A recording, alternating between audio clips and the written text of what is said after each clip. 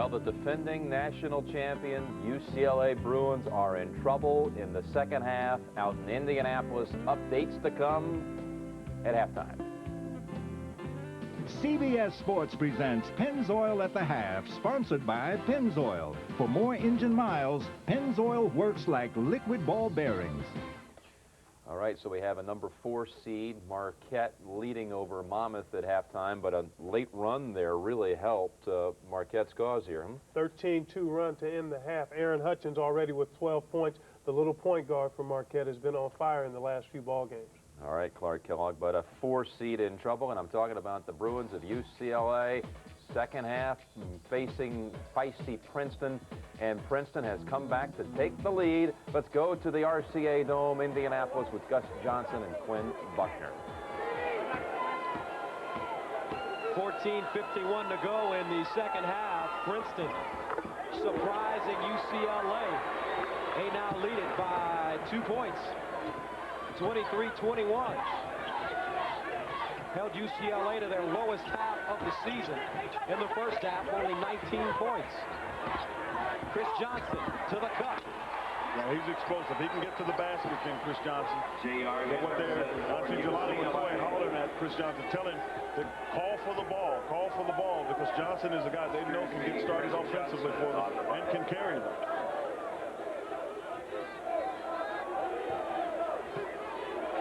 So it's tied up 23, 14-15 to go. Third tie of the ball game. Skip pass, Doyle. Rebound, Toby Bailey. Bailey outrunning. O'Bannon on the baseline. His shot is short. Good rebound by Chris Doyle. Here's Sidney Johnson. And he'll wisely slow things up. Good choice. There were some potential numbers there, but UCLA was doing a good job starting to get more people back than did Princeton going on the fast break. Now you see UCLA, they show some. Yeah, they're in the zone to try to force some outside shots because Princeton hadn't shown any real proclivity to make shots on a consistent basis. Henderson. Rebounded by Doyle. They'll get a new 35. Doyle has been big for them on both ends on the board. He hasn't been able to make a lot of shots, but he's been big on the board. He's got 3 rebounds. And Lou Ellis called for traveling. So UCLA, they've had some troubles. Averaging 79 points, only 23 this evening, shooting 53% on the season from the field, only 36 this evening. And as you mentioned, Quinn, they're not getting the shots that they normally get. They won't get as many shots, so they've got to make it just like that. You got to get them at a premium. Brandon Lloyd will let 3-pointers. Lloyd, 2-time Oklahoma Gatorade Player of the Year out of Tulsa. You can see what he can do. He can stand out there. He can shoot that shot.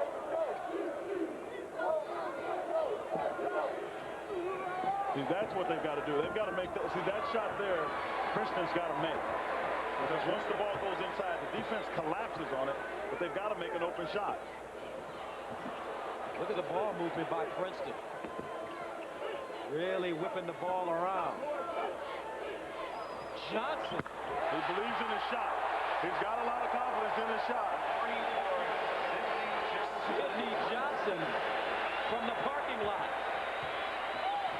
And it's all tied up at 26. On the other end, Chris Johnson. Foul. And he draws a foul.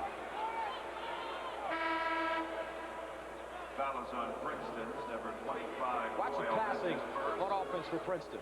Well, they'll just keep going until they get it to the open man. What they really like to do is get it inside. That's Johnson. That's after about the 12th pass. You got to get out there. You got to get out there on Lloyd. That's why they put him in the game, because Cameron Dollar is not a good shooter, but Lloyd can.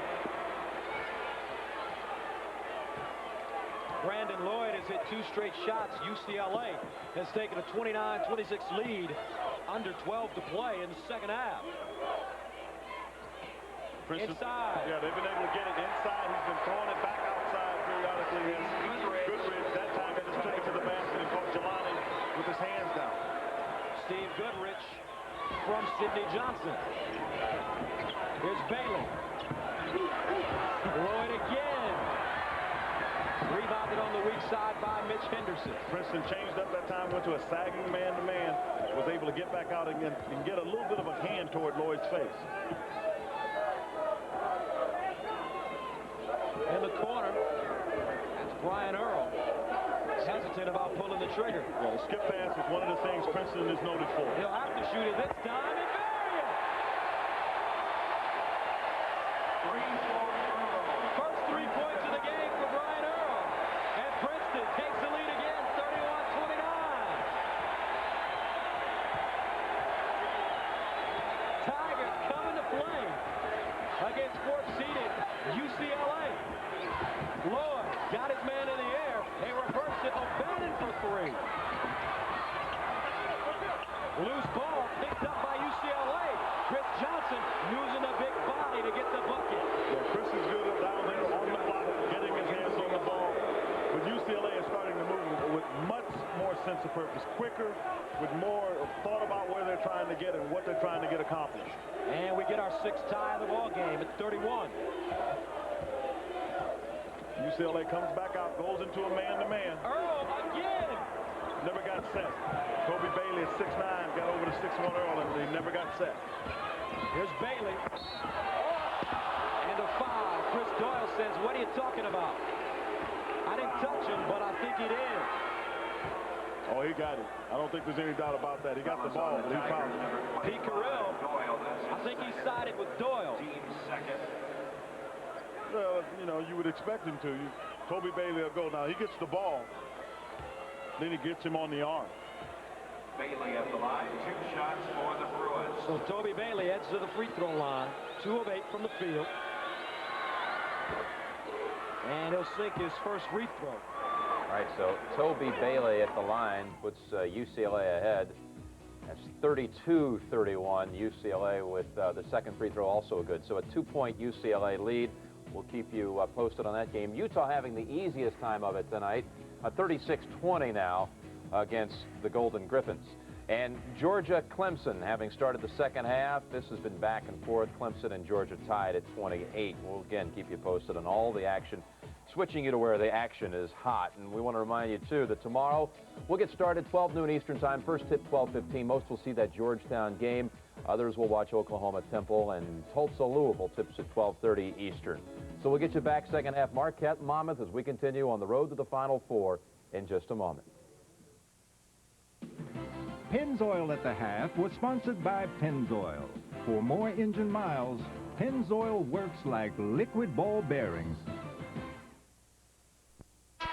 33-31.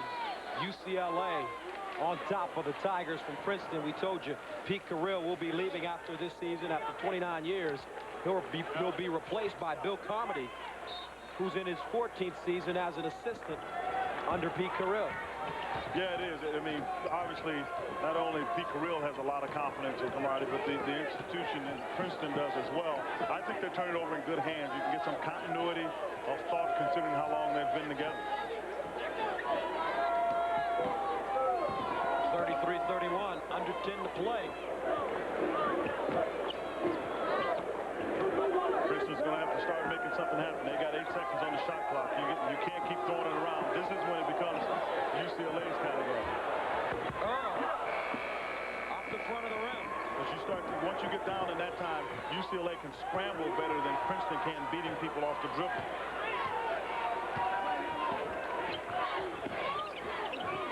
Here's Toby Bailey behind the three-point line, and it falls. 3 for Toby. So Toby Bailey with 10 points.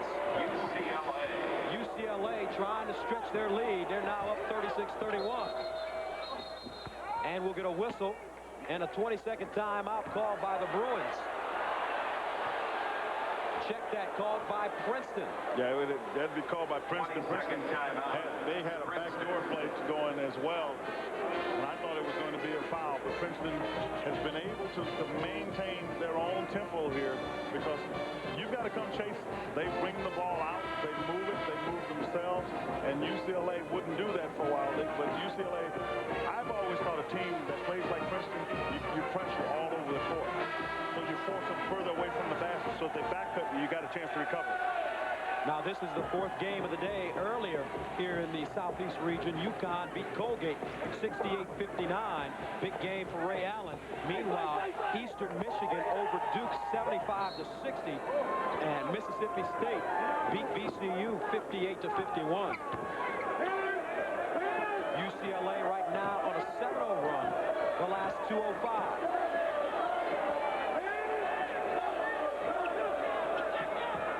36-31. Sidney Johnson with the heave. They just told Chris Johnson about that in the huddle, and they told him exactly what to do. And Chris Johnson fell asleep, and Goodrich stepped up and set a pick on him. And I believe Jim Harris is going to switch and put Toby Bailey on him next. And Toby Bailey is starting to light it up a little bit. He's got 12. Make that 13.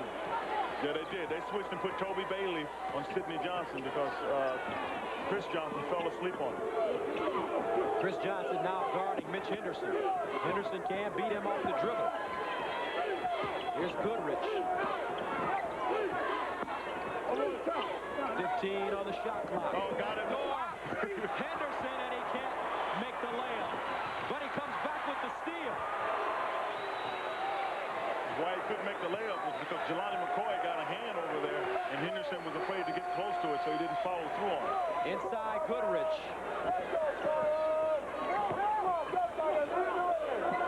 Charles O'Bannon now guarding Sidney Johnson. Here's Earl, dribble penetration, has it poked away, and a foul.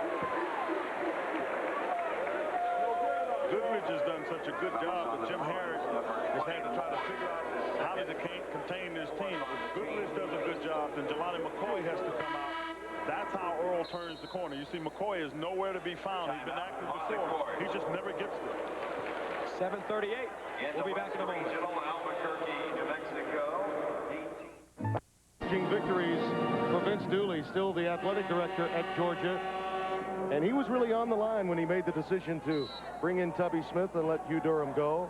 But boy, did he answer the critics with the decision as Georgia has made their way into the NCAA tournament for the first time since 1990. They lead this game 5-4, 36-32. We mentioned the experience that these 7 seniors have on this basketball team, but none of them have been to the NCAA tournament prior to this.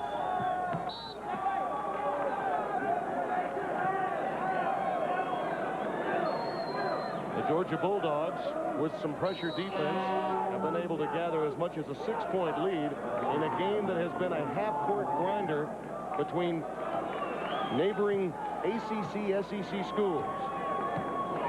Rick Barnes and Tubby Smith, who know a great deal about one another, have been successful at other institutions in power conferences, making the most of matchups in this game. Bell retrieves the air ball from Anderson, turns into an outstanding assist. That's a good, strong inside move by Terrell Bell to be able to hold his position on the offensive end and put it back in the basket. And that's how Georgia is going to be able to get a lead, by being aggressive and coming up with those loose inside balls. McIntyre running the show for Clemson. Buckner on the wing. Yurkunis.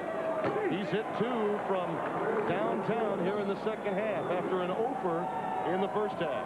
Yurkunis has to look for that perimeter shot. Greg Buckner wants to get the ball down low and operate, but if Yurkunis at 6'9" makes that outside shot, it's going to give Buckner more room to operate.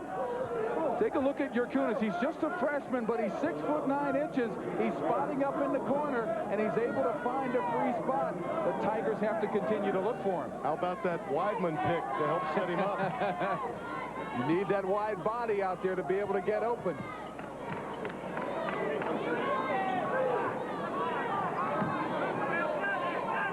Anderson finds Davis, who pops out. K2 Davidson over the back against Weidman, who had position underneath. We were speaking of the decision by Vince Dooley to hire Tubby Smith. They just got the contract worked out. Tubby worked the entire regular season without having a signed contract. We joked a little bit with him about it, and he said You know, Vince Dooley told me he worked his first season without a contract. But when he took over for Wally Butts, it was for $13,000 in 1964. Just a few years ago. Just a few moons back. Jurkunas. That's 3 in a row. Jurkunas from side to side to tie the game at 38. Oh, he made one from the top here in the second half. Did not score in the first half, as you mentioned. He goes left, he goes right. Clemson has to still keep looking for him on the perimeter. 6 minutes deep into the second half, the Tigers have outscored Georgia 8-2. Count it. Count the basket.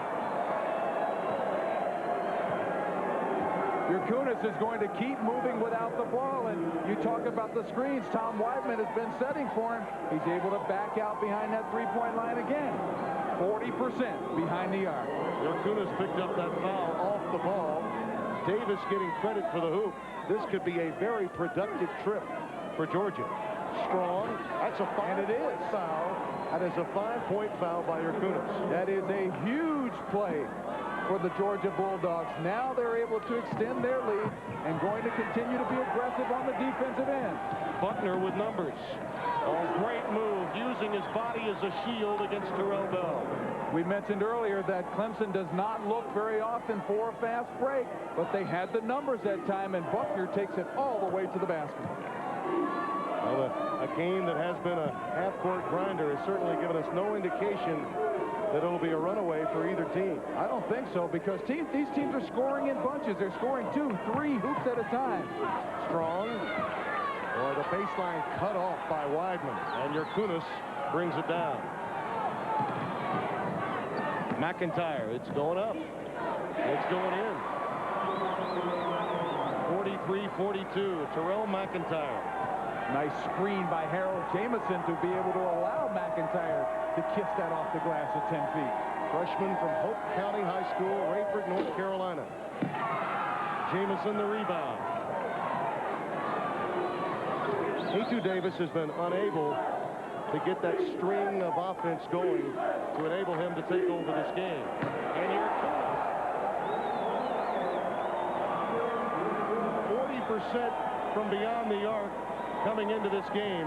Had been slumping prior to that North Carolina win, but the confidence from that carrying over into the first round in Albuquerque. It is coming on strong. Terrell Bell fouled by Jurkunas. And foul difficulty underneath could become a factor.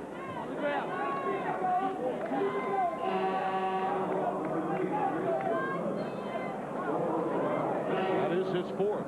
And at this stage of the game, they could ill afford losing his offense. But Rick Barnes is going to have to consider it with 12-12 remaining in the game. Well, we mentioned that Jurkunas has fouled out of 7 games this season, but once again, he's spotting up behind that arc, and he's looking to try to put the ball in the basket, and he's getting great looks because of the screens that Weidman has been setting for him. He's only been in this country for 3 years, and he played on the junior Olympic team for Lithuania. He has a chance to play in Atlanta at this year's Olympics.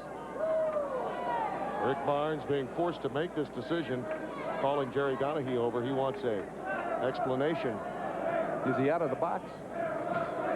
Tubby doesn't seem to mind, at least for the moment.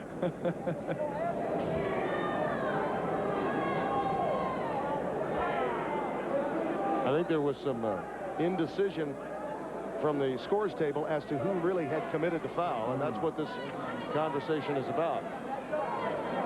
A correction. It's going against Weidman, and that is very important. You can certainly understand why Rick Barnes wanted to make absolutely certain, because he was going to be forced to bring Jurkunas out anyway. But to do so with 3 rather than 4, that makes a very big difference in the last 12 minutes of this game that he has to coach. Especially as well as Jurkunas has been shooting the ball here in the second half. You want to leave him in the game. Give him a breather right now so that he can come back fresh with about 8 or 9 minutes to go.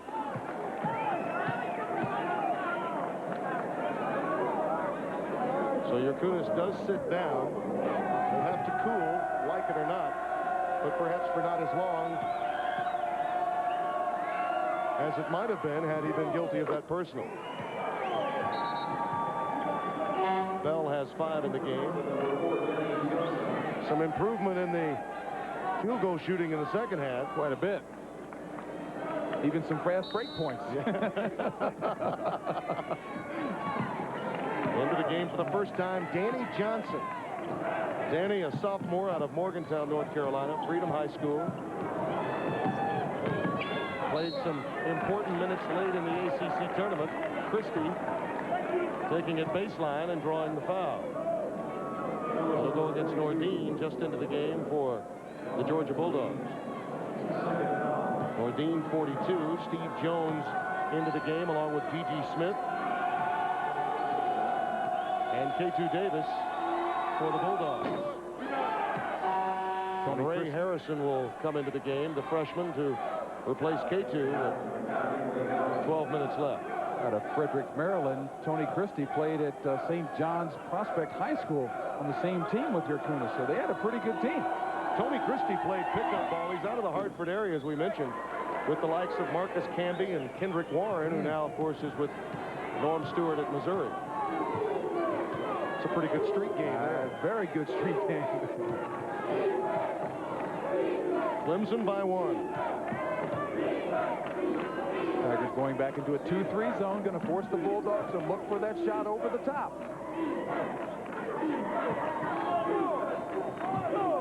Yakuna is forced to leave the game, and upon doing so, Georgia changes its lineup. Smith hits the deck. Jones, trying to save it, was out of bounds. But again, an example of what we were touching on.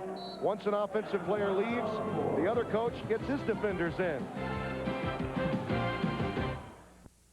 Goodrich went to the far side. In for the Bruins, number Steve Goodrich, 4 of 9 from the field. He's got 8 points. And makes it a 2-point game with the reverse layup. Pete Carrill. How big, Quinn, would it be for him to win here? Oh, it'd be how big it would be a big upset, because in the sense that Pete Carrill, in his own heart, knows from a talent standpoint, this is not one he feels he can win. He knows if his team come play well and UCLA doesn't, he's got a shot. But it still would be a substantial upset as they just call an offensive foul on Chris Johnson. Chris Johnson picking up number 4.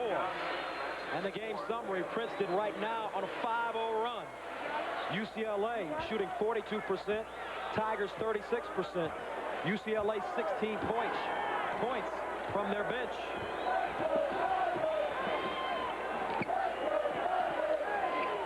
Princeton, one of the things they can generally do is get the ball to Goodrich, because he tried to draw a foul, but you can get it to Goodrich because Jelani McCoy doesn't normally get out there. Fans not happy with that call. I'm not sure that was no call. I'm not sure that was really a foul. I think if all he had to do was stay bent over a little bit, but once he straightened up, he allowed O'Bannon to come down and come down clear. And a steal. Door to Henderson. 3-on-1. Bounce back. Johnson. 11 points for Sidney Johnson. 2:50 to go. Hold on.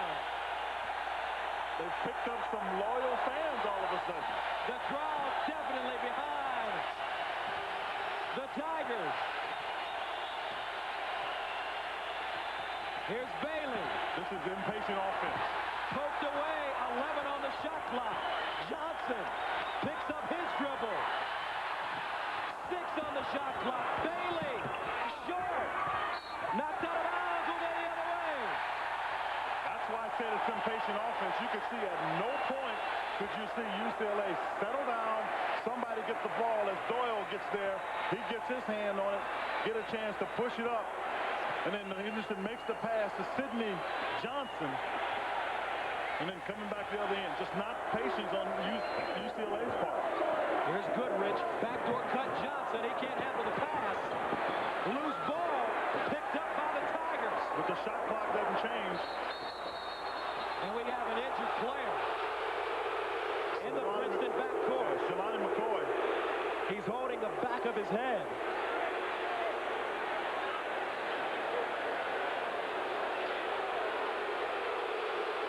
freshman gets up.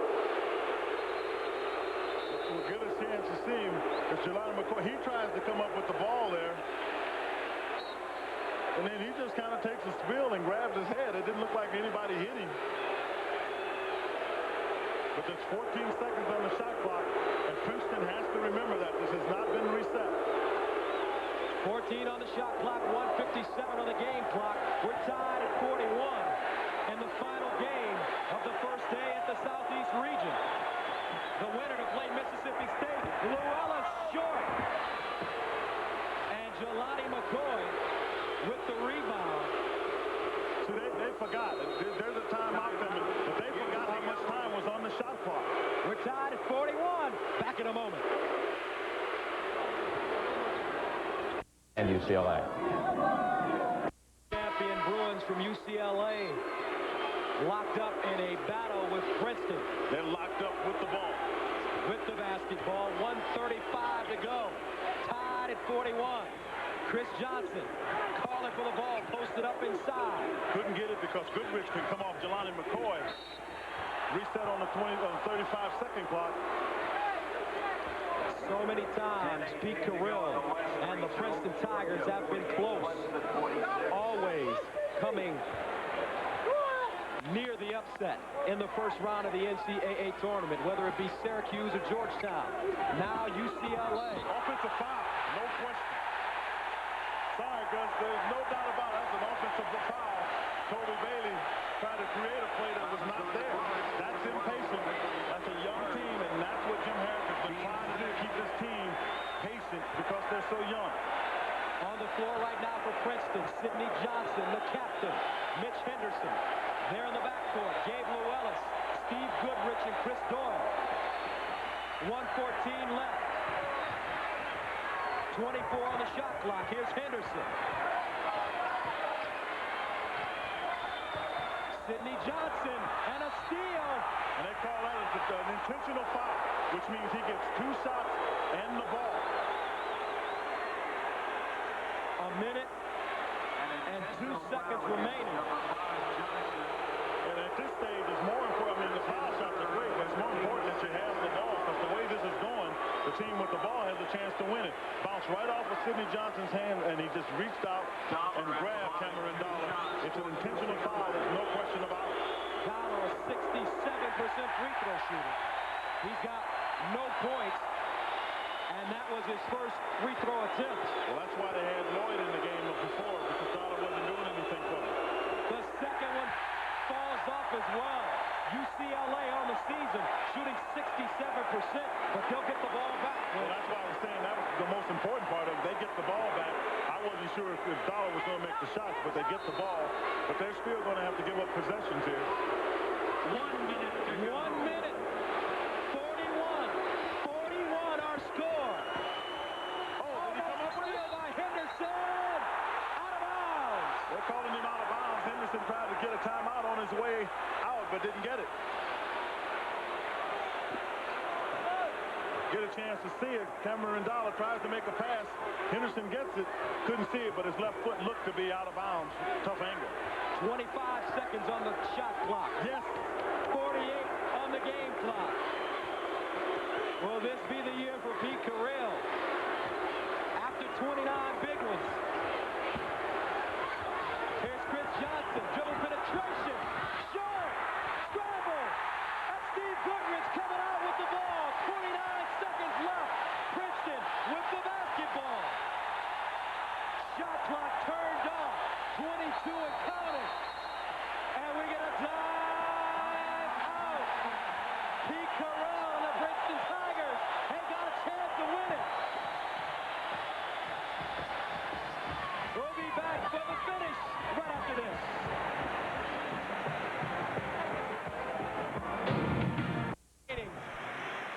Princeton with the basketball. UCLA 2 timeouts. Princeton with 1.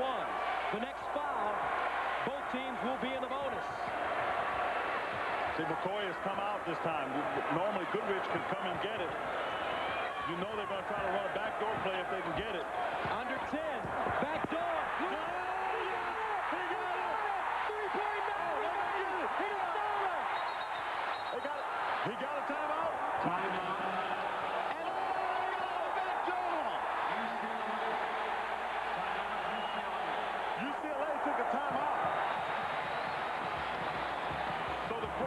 Jim Herrick is trying to get answered now is how many seconds were on the clock when they called timeout. So he's trying to get it added up. Signature play for Princeton is backdoor. Goodrich missed it the first time, dribbles toward the man, goes back this time, no doubt about it. Very nice backdoor. Lou Ellis is able to get it in. And watch the bench just go berserk.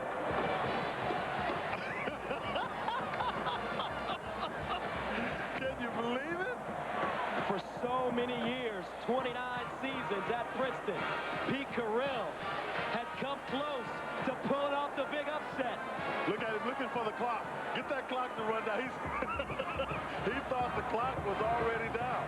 His team right now, 1.3 seconds away from winning, up 43-41. What's the strategy here for UCLA? First of all, they're going to have to get it in the... If I'm going to try to get it in Chris Johnson's hands, because first of all, he can make plays with one quick dribble. He can get to the basket. The only other option they have, the problem with doing it with Jelani McCoy, if he gets fouled, he's a less than a 65% foul shooter. That's the problem UCLA has. They're not a good foul shooting team. Remember 1989 when Princeton almost came up with the upset over John Thompson's Georgetown Hoyas. They finally lost it 50-49. And take one more look at the basket by the freshman, Lou Ellis. Well, first of all, they missed it the first time. Goodrich gets it. He was going to throw it that time and held up. And now watch. Lou Ellis goes out, dribbled toward it, and he goes back again. And he turned. It was Charles O'Bannon. He just turned him around.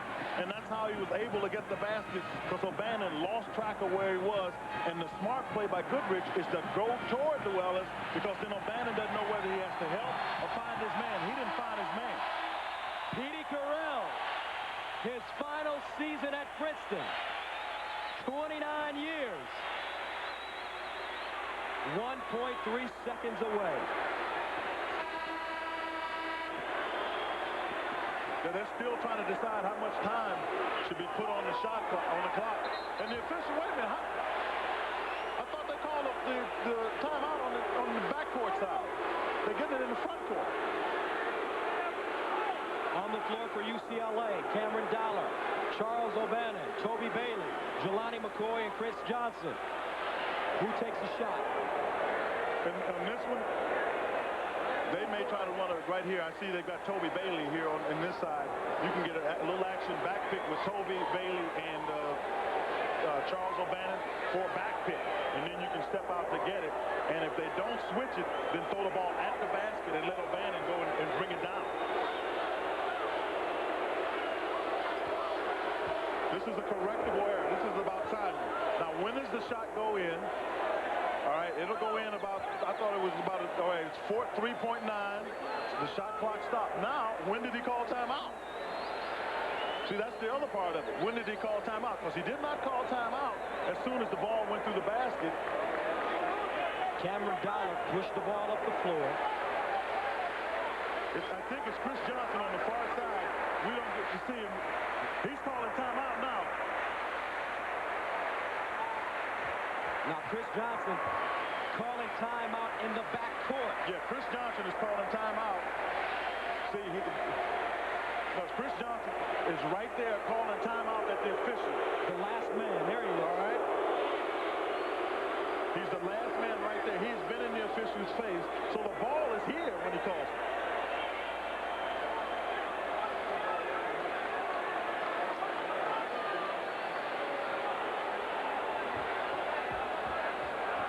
Right here, Bailey is called timeout. Now, that's what they got to figure out. Either way, the ball can't go where they got Cameron Dollar taking the ball out if they get 3.9. This is a correctable error, as we mentioned before. Let's see it. They got to take it back. I mean, there's no doubt about that. It is a correctable error.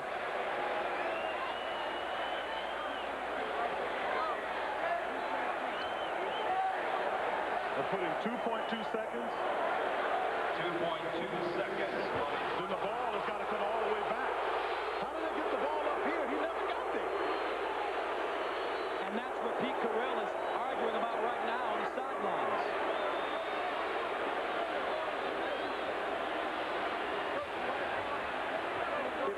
If they're saying the timeout was back here and they add 2.2 seconds, then they've got to take the ball back to where that was. And we'll get a timeout on the floor. 2.2 seconds now on the game clock. 43-41 Princeton. Maybe it was fate. As they set up for that last shot, that you felt that they were going to try the backdoor play, and Charles O'Bannon got turned around down there on the baseline. Yeah, he got out of his defensive stance, and Princeton has hung around and hung around. I talked about it earlier. The way you beat Princeton is you have to get them out of their comfort zone. That means you have to jump on them and stay on them. As long as the game is under double digits, they'll continue to play that methodical style. Got enough shots to go down, and right now on the verge of a huge, huge upset. But still plenty of time to do something and get off a shot with 2.2. You were questioning whether UCLA should even call the timeout. Yeah, I'd really like to think about talking about that situation prior to the basket being made by Princeton and trying to get something in the heat of the moment when the defense is trying to transition back, as opposed to going the route of calling the timeout and then giving the defense a chance to adjust to what you might try to do offensively. I think I've seen more shots made on the fly without the timeout than you see made when, in fact, the team does call the timeout in the last seconds. Talk about how Princeton has done it, how they've come back from 41-34 down to score 9 unanswered in the closing minutes. Well, they got some cooperation from UCLA, a couple of missed free throws, some hurried shots, and when you do that against Princeton, if you don't capitalize, they're going to still run that spaced-out offense and burn you with the backdoor cut, and they just want to be around late in the game, and they've been able to do that simply because... Only if it's squeezably... What a moment it'll be for this man, Pete Carrill, 29th year and retiring at the end of this season. Will it be tonight? Will UCLA end his dream right here, or will he advance to the second round? People said UCLA could be vulnerable tonight. They had been whining some this week about being moved out of their natural region, out of the West. Great talk and hard facts turn to the CBS Evening News with Dan Rather. 2.2 seconds remaining. 43-41. UCLA down. Cameron Dollar inbounding the basketball. Well, that's where the timeout was called, but they got to watch the lob. Here's Bailey. He'll get it on. Oh, they beat him. The Princeton Tigers have pulled the upset. They beat the defending national champions 43-41.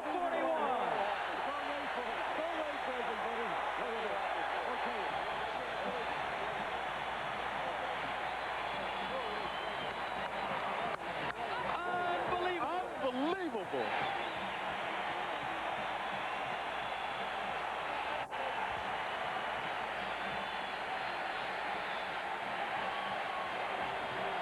Is this great for Pete Carrill or what?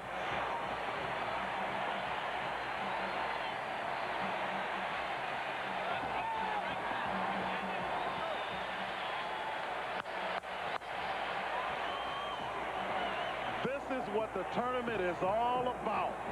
Everybody's got a shot at it. Give them a shot. They got themselves in the position to win this game. Did an excellent job. The last time the defending champions were beaten in the first round took place in 1988 when Richmond defeated Indiana 72-69. Ironically, in that game, the same seeds, a 4 versus a 13. And with the winning coach, here's our Andrea Joyce. Coach, congratulations. We all felt like we were in a movie. You have come so close to knocking off the Giants in the past. What does it mean to you to win this one in your last tournament? Well, we just knocked off the Giants. If I had something wise to say, I don't think this would be the time for it, would it? Well, I mean, we're so happy. My guys played great, you know, and that's a great team. And what are you going to say? 43 years, where does this rank with all of those victories and all of those years? I won a game once when... All right. Well, you said yesterday you were hoping your kids wouldn't panic. They certainly didn't. Sydney, congratulations. You said yesterday that the greatest gift you could ever give your coach was a win today. How much were you guys fueled by emotion? We were ready. You know, we tried to downplay it. We tried to downplay the retirement, but it's really important to us.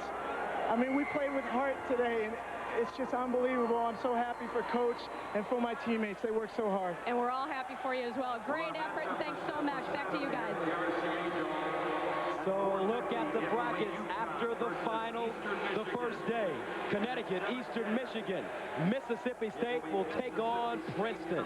Our most valuable players of the game. For Princeton, how about the entire team, along with Pete Carrill? And for UCLA, Toby Bailey. Our final score, 43-41. Let's go to New York in our Gym Nance. All right, Pete Carrill. Look at this move right here. The man has done it at last.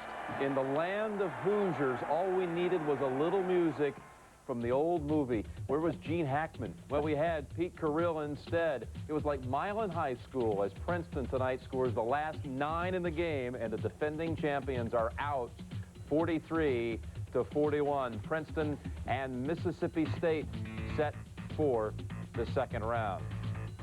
And some closing thoughts on that one, Clark.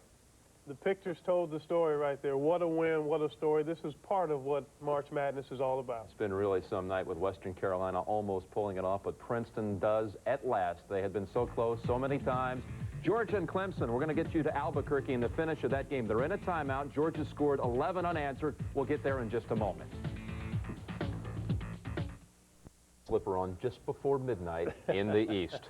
About 12:01 now. Let's head out to Albuquerque, Georgia and Clemson, and 1 minute, 1 second remaining. It's a 6-point game. They've just gone to the bench with a timeout.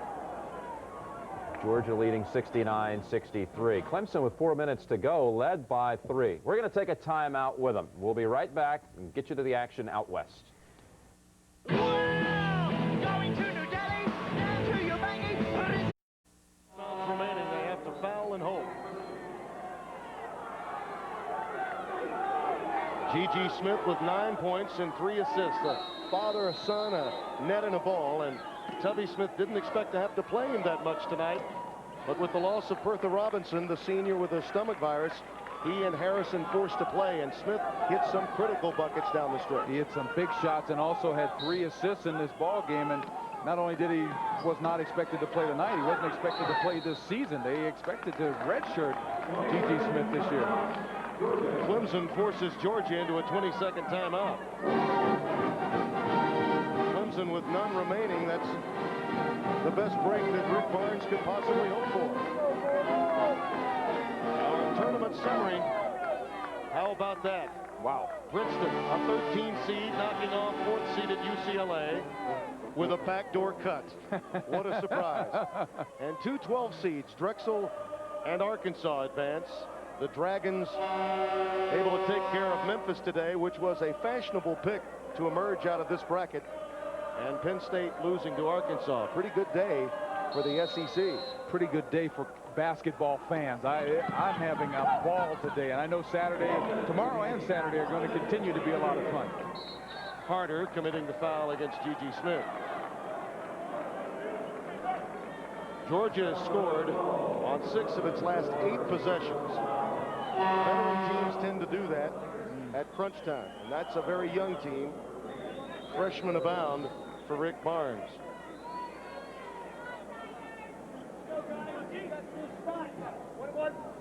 With the shocker of the day being perhaps Princeton, one can certainly say what Western Carolina did in pushing top-seeded Purdue to the very limit was one of the classic near misses in NCAA tournament history. No question about it. And Purdue, I think it's going to make them a stronger team. They're the #1 seed in the West, and it might make them stronger and certainly closer together. Georgia, though, will probably come into that game, provided they hold this lead, with a lot of confidence. Well, it's now a 3-possession game for Clemson. They need to get something in a hurry. Christie over Harrison. Davis gets high for that rebound and the reach-in foul against Buckner.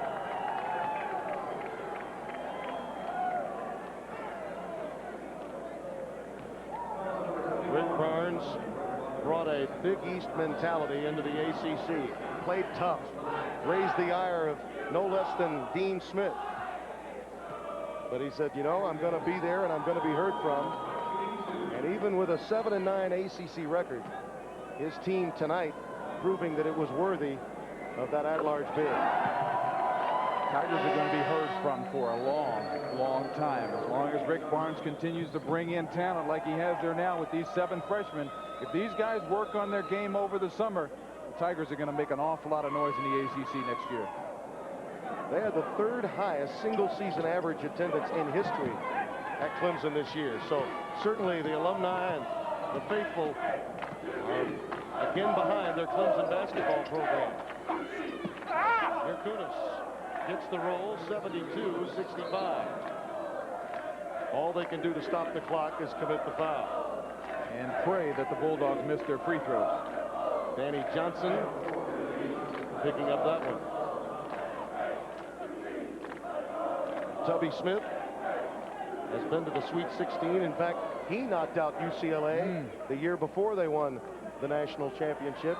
In fact, he told us of the conversation he had with Jim Herrick in the aftermath of that game. He felt that his team had been physical and UCLA had played a bit more finesse. Well, he was joking with us. He felt that perhaps he should have gotten at least a piece of that trophy last year from Coach Herrick, because certainly UCLA was a much tougher squad last season. No question about it. And Tubby did a terrific job at Tulsa University and built that program up to national recognition.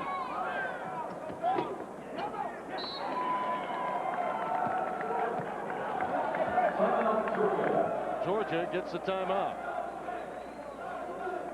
Their lead is 9 as they look to survive and advance in Albuquerque.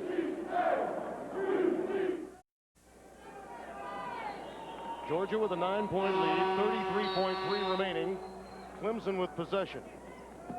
They need hoops in a hurry. And a deflection by Harrison. Quick outlet to Strong. That should do it. An 11-point lead, and the pressure finally wore down this young Clemson team. Johnson hits a runner for a three-pointer. 76-68. Anderson sneaks out again. A couple of exclamation points here. Aggressive defense by the Bulldogs this second half put the game away. An ending frustration for a career-long team as Johnson hits yet again. Ending frustration for a career-long team that had been saddled with an underachieving label. Kunis. Oh, we've had some fast break points to come. After seeing only 3 and 2 fast break points respectively that first half, we've seen more of the last 30 seconds here than we have all game. G.G. Smith and Ray Harrison, the 2 freshmen, have scored 19 points and dished out 4 dimes, 4 assists between them. And when you think of the loss of Bertha Robinson, not only from beyond the arc, but also in controlling the offense as a veteran and a senior leader, those freshmen really stepped up to the table.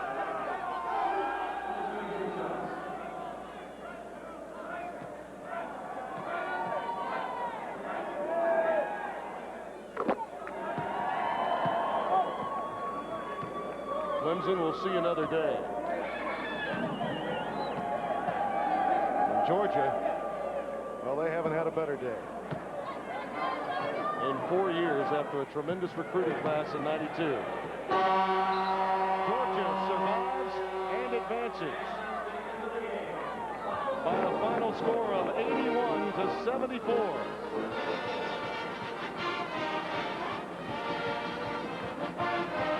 Our final score, the Georgia Bulldogs 81, the Clemson Tigers 74.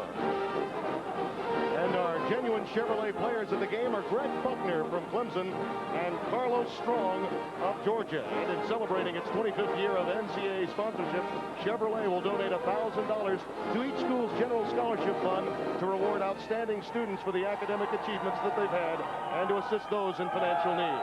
This is the way it shapes up on Saturday. Top-seeded Purdue against 8th-seeded Georgia, then Drexel and Syracuse. And for Derek Dickey, this is Tim Rando saying so long. Coming up next, Jim Nance to put a period on this event-filled day. This has been a presentation of CBS Sports, home of the NCAA Basketball Championship. In shopping for a luxury performance,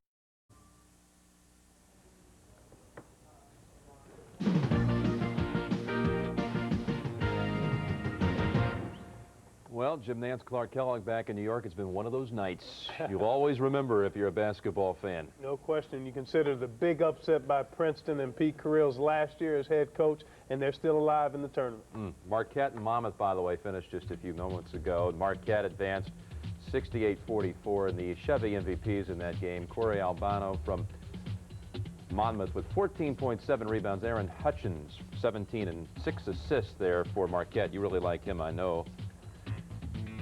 Small guard who can score it and penetrate and pass it. All right, here's the headliner. Princeton knocking out the defending national champion, scoring the last 9 points of the game there at the RCA Dome in Indianapolis.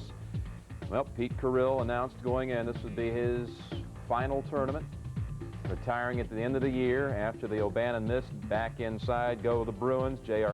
Look at the brackets now. In the East at Providence, UMass and Stanford will play in the second round. As they did a year ago, UMass beat the Cardinal by 22 last year in the second round. Plus Arkansas Marquette. You forecast the Arkansas win tonight. Yeah, a couple of good matchups there. I'm really interested to see the backcourt matchup in that Stanford-UMass game. Should be a good one. All right, in Dallas, Kentucky and Virginia Tech advance. Kentucky was in with a tight one at the half, only up 4, then blew out San Jose State 110-72. They knew the way to San Jose and sent the Spartans home with that victory. Virginia Tech winning. Iowa State will face Utah in the next round. Utah up 70-38 with 1:15 remaining. So it'll be Utah-Iowa State, a 4-5 matchup in the second round. Shifting over now southeast, Indianapolis, UConn, Eastern Michigan. Was that a great surprise to see Duke go out here? I don't think so. When you consider what Eastern Michigan has done all year, their outstanding backcourt had another good game. That'll be a good matchup. Sheffer, Allen, Boykins, and Tolbert for Eastern Michigan. Could we ask for one more miracle from Princeton against Mississippi State? You can ask, but you won't receive. Will not receive? No. Okay.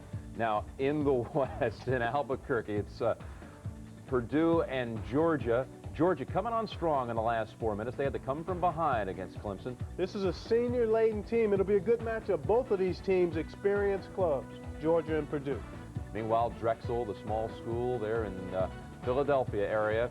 Philadelphia winning today over Memphis, knocking out a 5, and Syracuse advancing rather handily, manhandling Montana State to win 88-55 and move to the second round. Here's tomorrow's lineup as we continue the first round play. 12 o'clock on the air, 12:15 first tip, Mississippi Valley State, Georgetown, plus other action. And then part 2 of the day, and these games will be somewhere around 2:30 starting time. Kansas State, New Mexico, Santa Clara, Maryland, North Carolina, Greensboro, and Cincinnati. Portland against Villanova. Kerry Kittles has a stomach virus, but we're hearing tonight that Kerry is likely to be back in the lineup tomorrow. There was some discussion he may not be able to play, but right now, good chance that he'll be playing.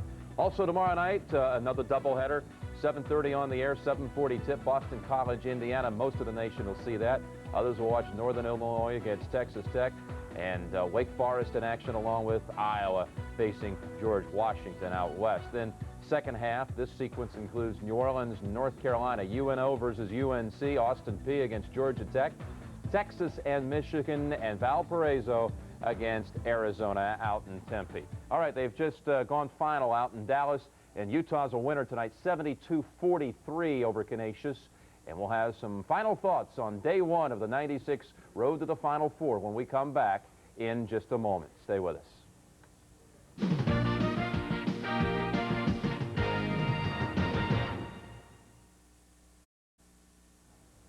Well, coming up next, it's your late local news, followed by The Late Show with David Letterman. Day 1 is complete, and Cinderella did arrive indeed, and you're back in the chair tomorrow at 12 noon. Pat O'Brien will be here, and let's hope for some more games like what we saw tonight, huh? I couldn't agree with you more. A couple of surprises, a great story in Princeton, and 12 hours from now, we'll tee it up again and go rack to rack. All right, so the champ is out. UCLA, the champion of '95, eliminated. Hail to Princeton, also to Drexel. And Arkansas pulling a surprise. For Clark Kellogg and all of us at CBS Sports, Jim Nance saying thanks for being with us on the road to the Final Four. See you tomorrow.